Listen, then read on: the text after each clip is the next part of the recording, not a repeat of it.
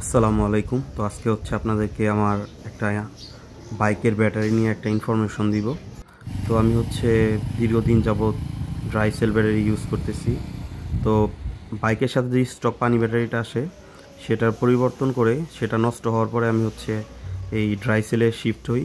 তো মাঝখানে আমি হচ্ছে একটা নন ব্র্যান্ড একটা এক্সেলের ব্যাটারি নিয়েছিলাম 1500 টাকা দিয়ে। সেটা হচ্ছে দীর্ঘ 5 বছর প্লাস চালাইতে পারছি। অ্যান্ড লাস্ট টাইম হচ্ছে আমি এই লুকাসের 9 অ্যাম্পিয়ার 12 ভোল্ট 9 অ্যাম্পিয়ারের যে ব্যাটারিটা, লুকাসের ব্যাটারি।